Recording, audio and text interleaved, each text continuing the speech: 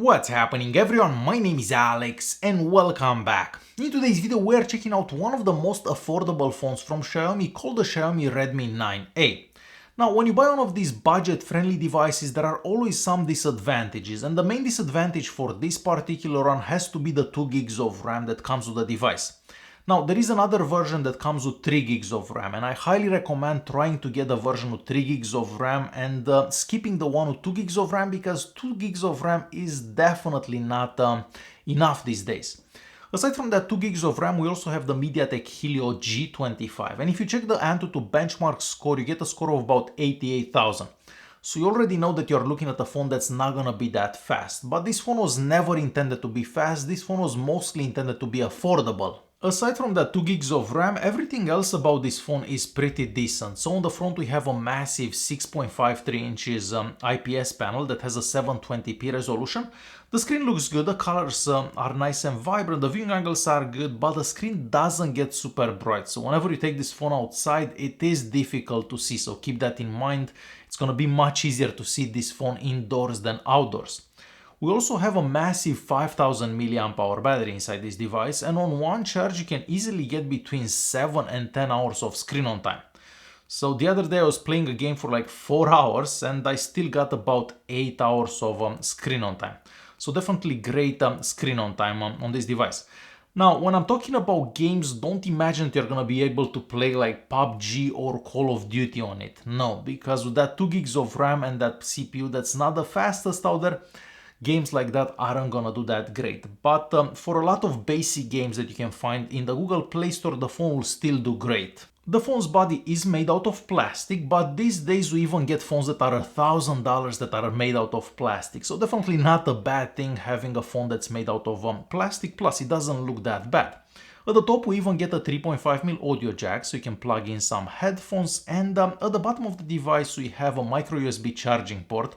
I'm not very happy about that micro USB charging port. They should have definitely used like a USB-C port.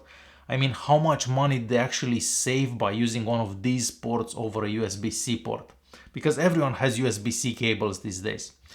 And next to that we have the holes for the speaker. So this device only has one speaker, so the one at the bottom here.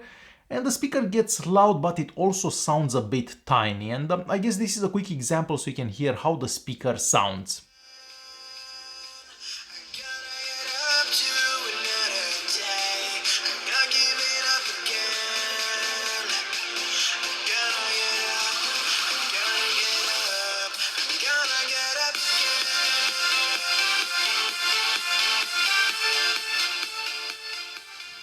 And moving back to our phone, on the left hand side here we have the SIM card slot, and this phone can take 2 SIM cards and an SD card at the same time. Now you may have noticed that we don't have a fingerprint scanner anywhere. Now the phone supports face unlocking, but the face unlocking is fairly slow and you also have to be pretty close to the phone. So I'm not sure if it's best to use face unlocking or just have a PIN code. So face unlocking works, but it's slow at times, and at nighttime it's almost impossible to use. The cameras on it are also pretty decent for the price. I mean, don't expect anything spectacular, but you can definitely take some pictures, and the pictures don't look as bad as I was expecting before.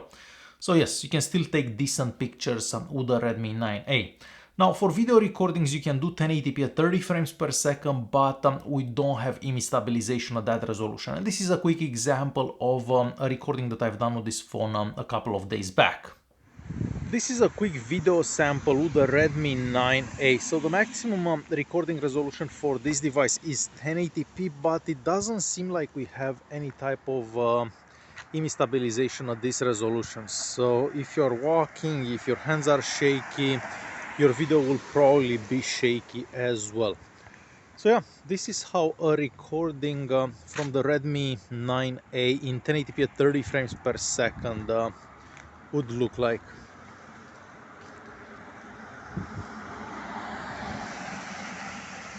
So the Redmi 9A is running MIUI 12, which is based on Android 10, and that was nice to see considering the price of the device. Now, as I said earlier, this phone is not fast, and I guess it really depends what phone you're coming from, because opening apps on this one is not the quickest thing out there. I mean, you can still open most apps. I mean, you can use Facebook, you can use Chrome, you can use most apps that you normally use, but it takes a while to actually open those apps. When you switch in between apps, also takes a bit of time. So this is not the quickest phone out there. If you're a power user, don't buy this phone because, well, it's slow. If you've had a faster phone in the past, don't buy this phone because it's slow. But if you're coming from another budget phone, this may feel faster in a way. So yes, you can use most applications, but most applications will close once you get out of them basically. So multitasking is almost non-existent.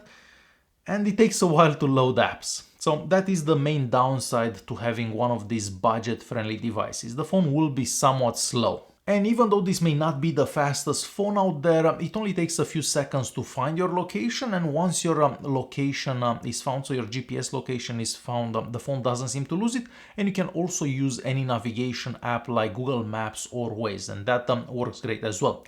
As for sensors, we don't really have too many sensors, but once again, for the price that was to be expected. And of course, don't expect NFC because at this price, there is no NFC included. So to quickly conclude this video, if you're a power user, the Xiaomi Redmi 9A is not gonna be for you. But if you're a casual user, someone that makes a couple of phone calls, sends a few messages, maybe checks Facebook once or twice a day, this phone will do more than okay for that.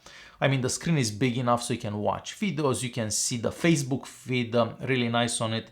The battery life lasts forever, the speaker is loud enough, you have a 3.5mm audio jack. So if you don't use your phone too much, this will be great, but if you're coming from a faster phone, this will feel slow. So that's simple. And you're probably better off to spend another $20–30 and get something like the Xiaomi Redmi 8 or even the Xiaomi Redmi 7. I think those should be a bit faster than this one and will have more RAM, because the 2 gigs of RAM doesn't allow for any multitasking really. Alright guys, if you do have any questions, feel free to leave a comment down below. Thanks for watching, and I will see you guys in the next one.